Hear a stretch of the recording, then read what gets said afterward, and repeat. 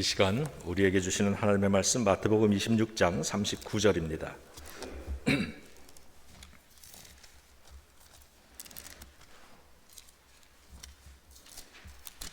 마태복음 26장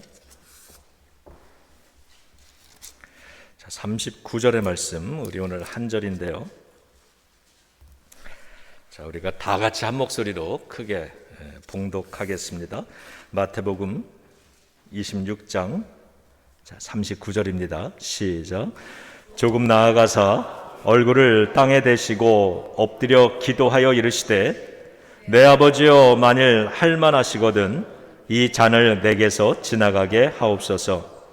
그러나 나의 원대로 마시옵고 아버지의 원대로 하옵소서 하시고. 아멘. 하나님의 말씀입니다. 자, 우리가 읽은 예수님의 이 기도가 우리 모두의 기도가 되기를 주님의 이름으로 축원합니다.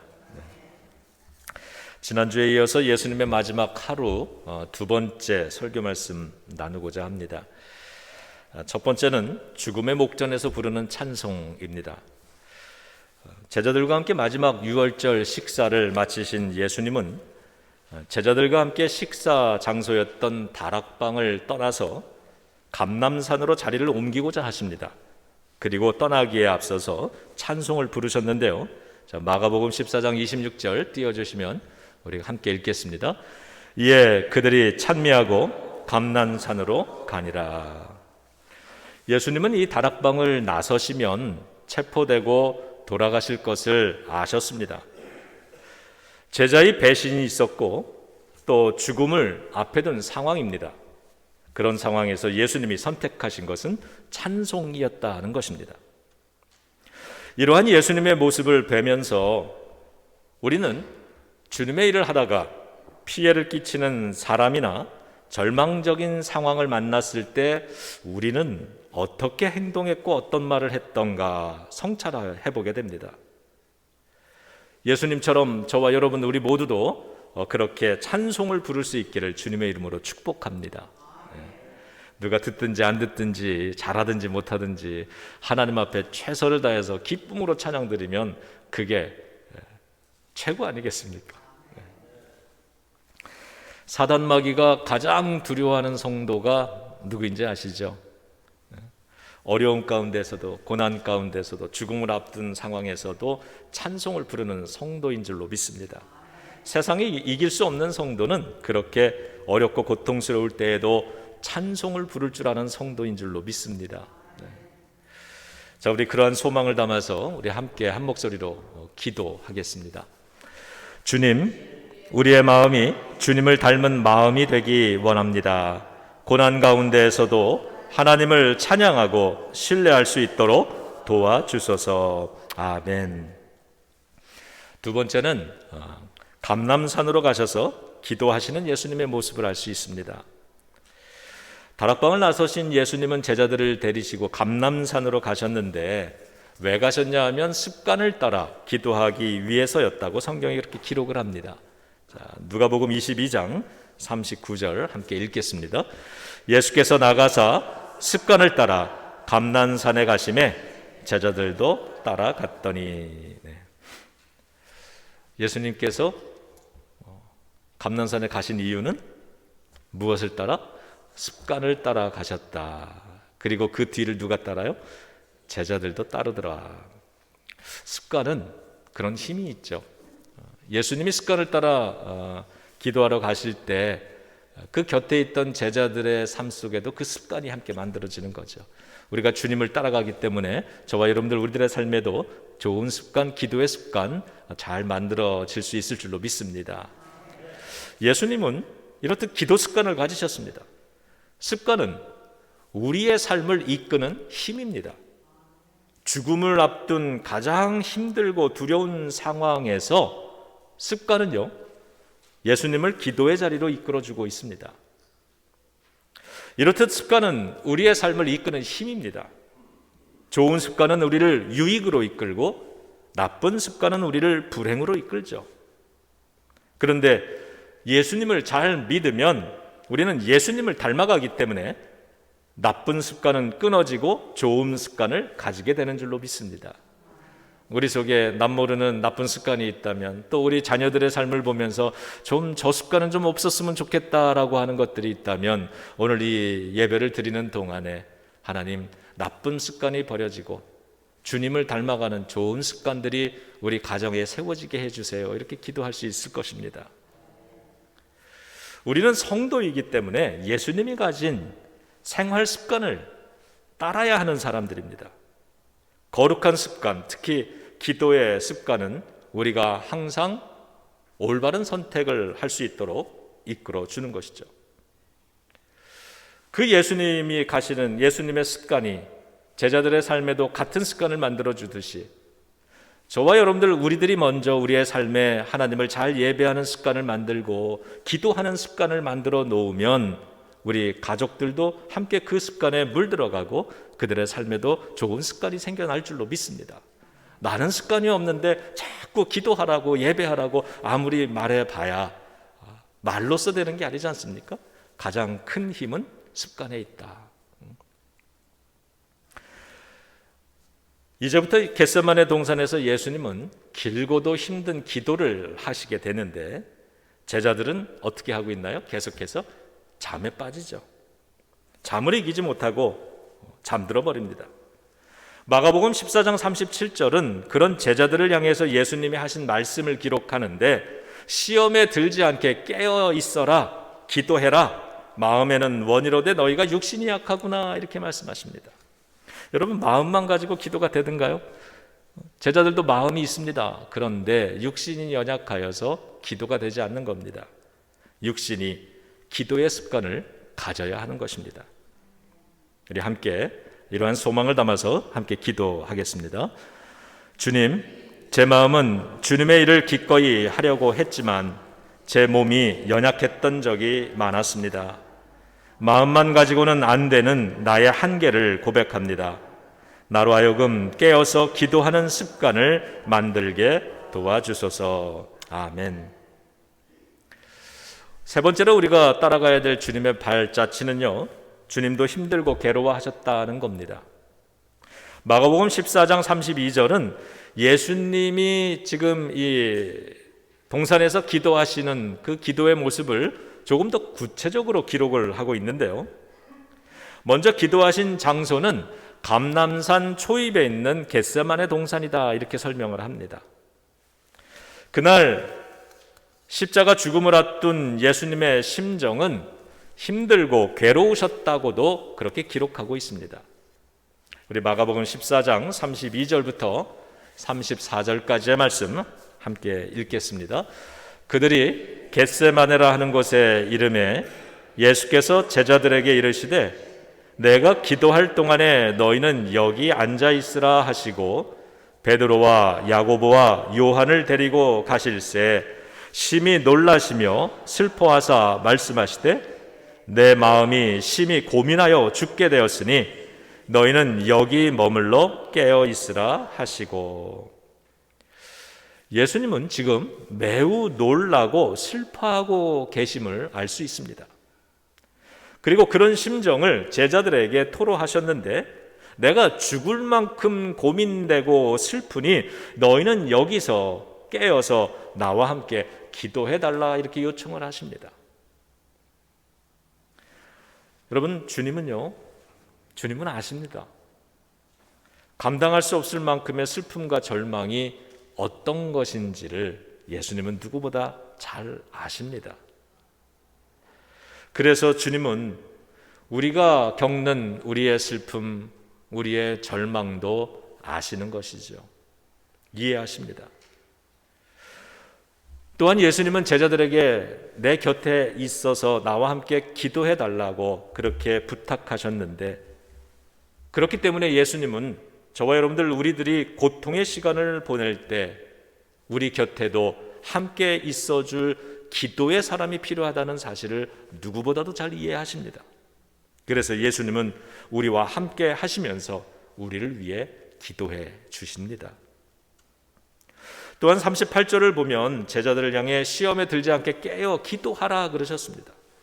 슬픔과 절망을 마주하게 되면 제자들의 믿음과 신념은 시험에 들게 될 것을 아셨던 주님이시기 때문에 그런 순간이 오면 시험에 들지 않도록 지금부터 깨어서 기도해야 된다고도 말씀하셨습니다. 기도의 습관은 우리를 시험에 빠지지 않게 보호해 줄 것입니다. 그것만으로는 부족하기 때문에 곁에서 함께 기도해 주는 믿음의 동지들이 필요한데 하나님께서는 그런 동지들을 우리들에게 붙여 주실 것입니다. 그리고 무엇보다도 주님께서 우리와 함께 해주시고 성령님께서 우리의 기도를 돕고 계시고 우리를 위해 지금도 중보하고 계시다라고 하는 그 사실 우리가 기억할 수 있어야 하겠습니다. 자, 우리 이 말씀 기억하면서 또 기도드립니다. 주님, 당신은 감당할 수 없을 만큼의 슬픔과 절망이 무엇인지, 그리고 우리의 앞길에 걱정스러운 것이 무엇인지를 알고 계십니다. 고통과 두려움의 시간에 나와 함께 해주소서. 의심과 절망의 순간에 나를 가까이 이끌어 주소서. 환난 가운데서 나를 도와주소서. 아멘.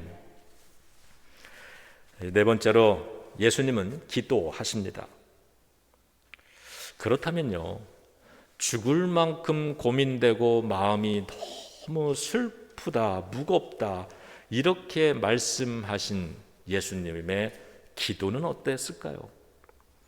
그런 심정으로 기도하시는 주님의 기도의 내용, 어떤 기도였을까요? 그리고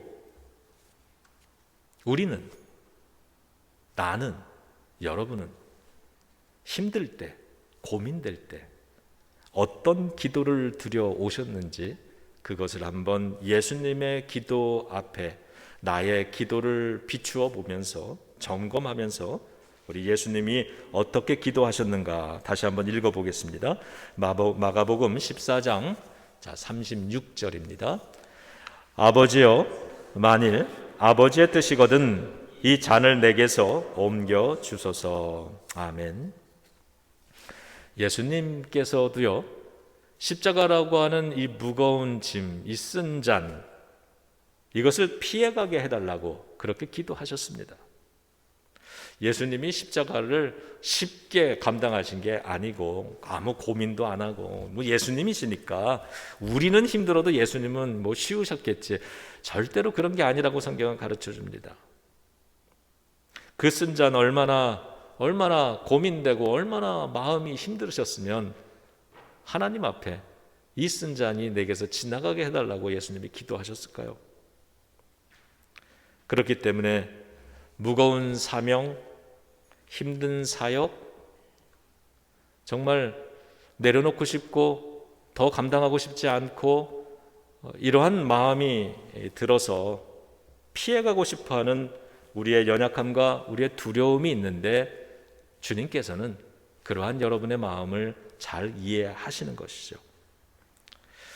하나님께서 우리에게 맡겨주시는 부담스러운 짐을 거부하고 싶어하는 우리의 마음, 주님께서는 아시는 줄로 믿습니다. 그런데 정말 중요한 거는요, 예수님의 기도가 거기서 끝나지 않았다는 사실 아니겠습니까? 그러나 내 뜻대로 마시고 아버지가 원하시는 대로 하시옵소서. 예수님의 기도는 거기서 한 걸음 더 나아가셨습니다. 순종과 맡김의 기도죠. 우리도 어려움을 만날 때, 다 내려놓고 싶을 때, 그럴 때 주님이 나를 이해하시지, 나의 이러한 형편, 나의 마음 이해하실 거야, 그렇게 주님의 이해를 받는 것에서 끝나지 마시고요, 아버지의 뜻대로 되어지기를 원합니다 라는 순종과 맡김의 기도까지 나아갈 수 있어야 되는 줄로 믿습니다. 그리고 이 기도만큼 나아갈 수 있게 하시기 위해서 주님이 내가 안다고, 내가 너의 어려운 거 안다고, 이해한다고, 나도 그랬다고, 그러나 내가 너를 도와줄 테니, 하나님이 성령님이 너를 도와주실 거니까 너는 힘내서 앞으로 더 갈 수 있을 거라고, 그렇게 위로받은 마음속에 새 힘을 얻고 저와 여러분들, 주님 그렇습니다, 끝까지 감당해 보겠습니다, 아버지 하나님이 원하시는 대로 이루어지도록 주님 도와주시옵소서. 이렇게 기도로 나아갈 줄로 믿습니다. 네.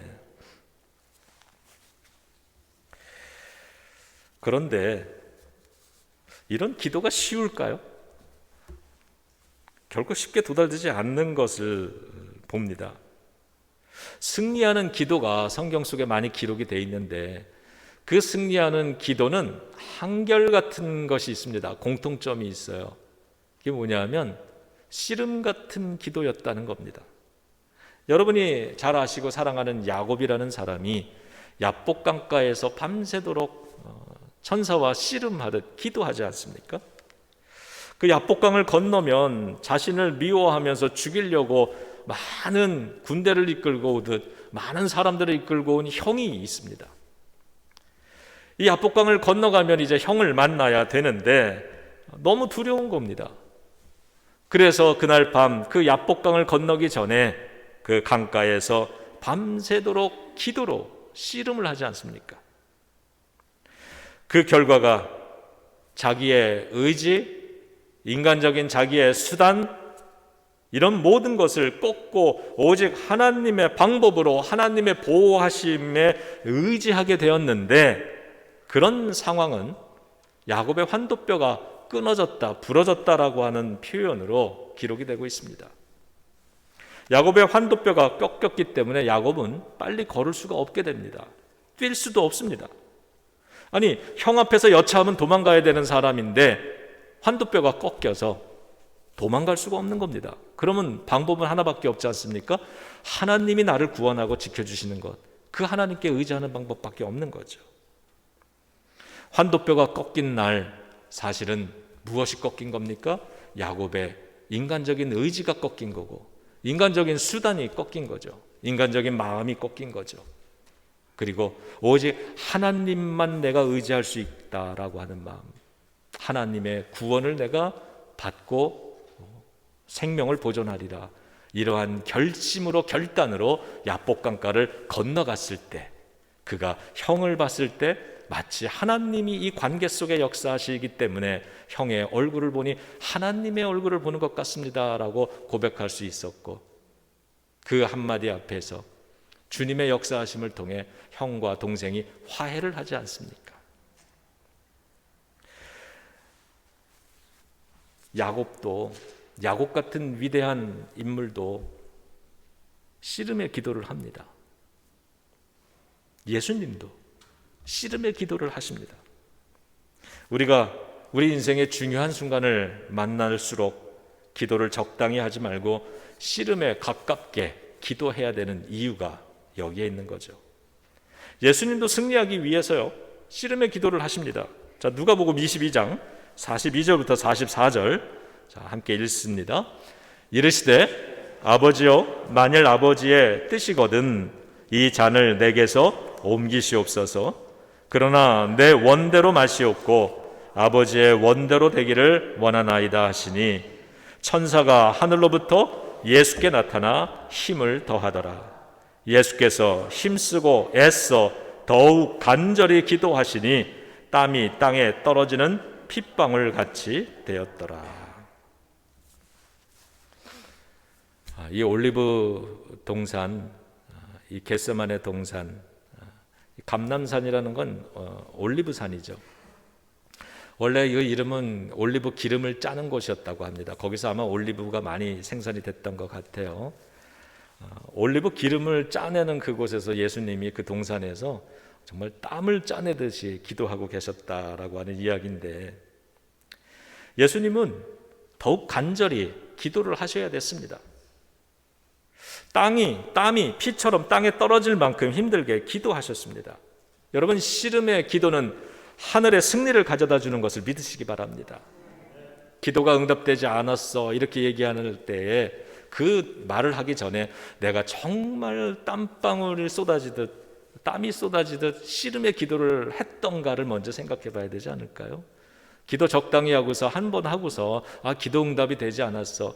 예수님도 땀이 피가 떨어지듯 그렇게 씨름으로 간절히 오랫동안 기도하셔야 됐고, 야곱 같은 인물도 그렇게 씨름으로 기도를 해야 됐다라고 한다면 저나 여러분들 우리들은 더욱더 하나님의 은혜에 의지하여 더욱더 간절한 씨름을 해야 될 줄로 믿습니다.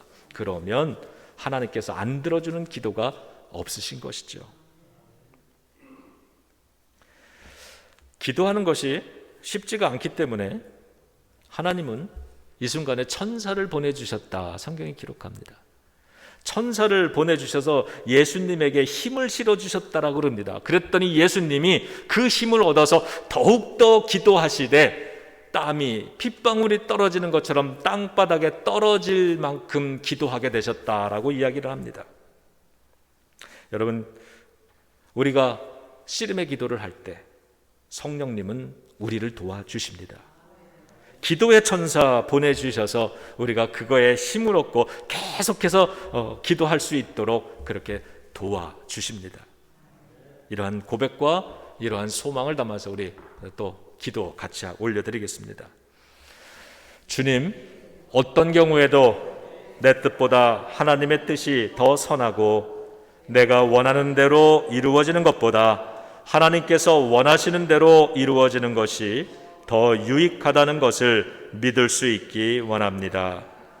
이 시간 하나님을 나의 왕으로 영접합니다. 하나님의 뜻을 알고 이루어 드릴 수 있기를 원합니다. 항상 하나님의 뜻이 나의 뜻을 이기시기를 원합니다. 그것이 가능해지도록 씨름의 기도를 할 수 있도록 천사와 성령님을 통해 힘을 불어넣어 주소서. 그리하면 나도 예수님처럼 나의 삶을 통해 하나님께 영광을 돌리게 하소서. 아멘. 아멘. 이제 마지막 5번째로요, 2개의 동산을 생각해 봅니다. 마태, 마가, 누가는 예수님이 기도하신 곳을 감난산 겟세마네라 이렇게 기록을 하고 있는 것과 달리 요한은 그곳을 다르게 표현하고 있습니다. 기드론 시내 건너편에 있는 동산이었다, 이렇게만 표현을 합니다.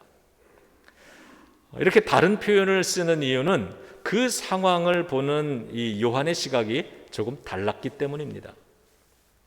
마태, 마가, 누가는 예수님께서 감람산 초입에 겟세마네 동산의 제자들과 들어가서 함께 기도하셨다는 모습을 강조하고 있는데, 요한은 그곳에서 정말 죽을 만큼 힘들어하는 그런 예수님의 인간적인 번민의 모습보다는 그곳에서 체포되시는 예수님의 모습만을 기록하고 있는 겁니다. 그러니까 요한서를 읽어보면 예수님이 기도 장면은 나오지 않고요, 그 동산에서 이제 체포되시는 이야기를 더 길게 쓰고 있습니다. 요한이 보고자 했던 것, 봤던 것은 예수님께서 당당하게 체포되고 십자가에 달리시는 그러한 메시아로서의 모습, 저항하지 않으시고 죄를 속해주기 위해서, 제사상에 올려지기 위해서 죽임을 당하고 있는 그러한 어린 양의 모습처럼 그렇게 예수님이 이제 체포되신다라고 하는 메시아로서의 모습을 그는 보았고 그걸 중요하게 생각했고 우리 독자들도 그것을 보기를 원하고 있는 거죠. 그러면서 요한이 기록하는 중요한 사실 하나가 있는데, 그곳에서 체포되실 때 가룟 유다의 입맞춤이 있었다고 기록을 합니다. 요한복음 18장과 마가복음 14장 우리 같이 읽어보겠습니다. 예수께서 이 말씀을 하시고 제자들과 함께 기드론 시내 건너편으로 나가시니 그곳에 동산이 있는데 제자들과 함께 들어가시니라.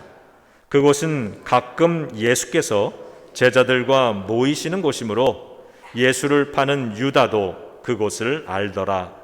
유다가 군대와 대제사장들과 바리새인들에게서 얻은 아랫사람들을 데리고 등과 횃불과 무기를 가지고 그리로 오는지라.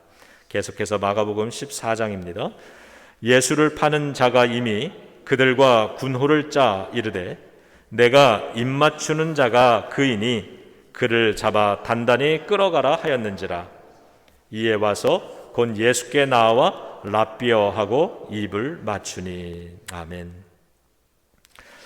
기드론 골짜기를 건너서 감람산 서쪽 기슭에 있는 겟세마네 동산은 예수님과 제자들이 이 예루살렘을 방문하실 때마다 종종 자주 들려서 함께 모임을 갖고 함께 기도하셨던 장소입니다.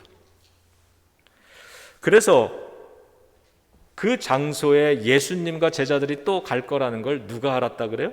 가룟 유다도 알았다는 겁니다. 그래서 가룟 유다가 그곳을 갔는데 혼자 간 게 아니라 대제사장들 무리와 군인들을 데리고 예수님을 잡기 위해, 체포하기 위해 갔다는 거죠. 군호를 짰다라고 하는 건 뭐 여러분들 그 젊은 시절에 데모하는 거 많이 보셨을 텐데, 데모하면 경찰들이 방패를 차고 쫙 일렬로 서서 군호를 짭니다. 예수님 하나 잡겠다고 지금 군인이 군호를 짰다 그래요. 그리고 가룟 유다가 그 무리들, 많은 사람들 속에서 누가 예수님인지, 그리고 언제 그를 체포해야 되는지를 이 군인들에게 알려주기 위해서 예수님을 찾아가 예수님께 입맞추었다라고 얘기를 하는 거예요. 거짓된 입맞춤이죠. 예수님과 제자들이 기도하던 겟세마네 동산은 유다의 거짓된 입맞춤이 일어난 장소이기도 했습니다. 기도하면서 하나님의 뜻에 순종하는 씨름과 같은 기도, 땀과 눈물을 흘리면서 드렸던 그 기도의 동산이 동시에 가장 가까웠던 사람이 주는 배신과 거짓된 입맞춤의 동산이 되기도 했다는 것입니다. 겟세마네 동산은 예수님이 기도하는 장소였지만 가룟 유다에게 있어서 그 겟세마네 동산은 신앙적인 갈등과 복수와 불순종이 거짓된 입맞춤으로 드러나는 그러한 동산이었던 것입니다. 여러분, 우리의 인생에서 만들지 말아야 하는 동산이 있습니다. 때때로 우리의 말과 행동으로 예수님의 뜻을 거역하거나 배반하는 나 자신의 모습을 발견한다면 그곳이 바로 기드론 시내 건너편의 동산일 수 있습니다. 오늘 이 자리를, 우리가 예배드리는 이 아름다운 이 자리를 기도로 승리하는 순종의 자리로 만들 수 있기를 주님의 이름으로 축원합니다. 그럴 수 있어야 되는 거죠. 하지만 이곳에서 나의 뜻을 가룟 유다처럼 끝까지 주님의 뜻에 순종하지 않고 내 생각과 내 뜻을 주장하면서 예수님을 거역하는 거짓된 입맞춤의 자리로도 만들 수 있는 것입니다. 우리의 찬양이 거짓된 입맞춤이 될 수도 있겠구나 하는 생각이 듭니다. 우리의 기도가 거짓된 입맞춤의 행동이 될 수도 있겠구나라는 생각이 듭니다. 이곳이 나에게 겟세마네 동산인가, 아니면 기드론 골짜기 너머의 동산인가? 저와 여러분들의 삶에 기드론 시내 건너편에 동산은 없기를 주님의 이름으로 축원합니다. 네. 우리 마지막 기도 올려드리겠습니다. 우리의 인생에 겟세마네 동산을 만들게 하소서. 우리 인생에 기드론 시내 건너편에 거짓된 입맞춤의 동산은 만들지 않게 하소서.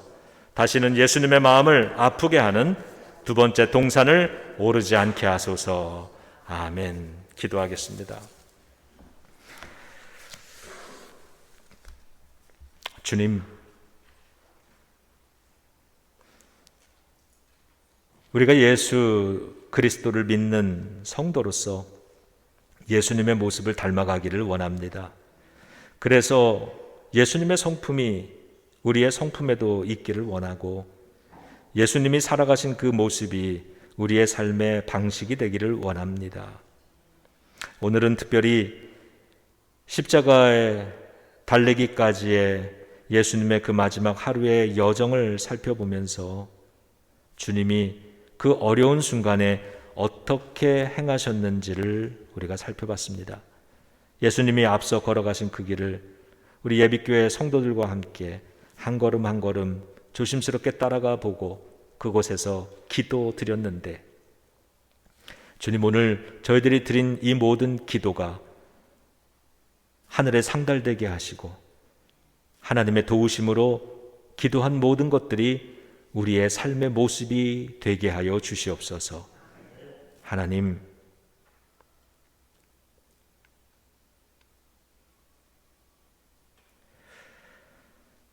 우리 예배교회 성도들과 저희들의 가정과 자녀들, 주님께서 다 같이 이 기도를 드릴 수 있고 다 같이 예수님을 묵상하며 우리의 삶에서 예수님을 한 걸음씩 따라갈 수 있는 이 매일매일이 사순의 여정이 될 수 있게 하여 주시고 부활의 여정이 되게 하여 주시옵소서. 예수님의 이름으로 기도드립니다. 아멘.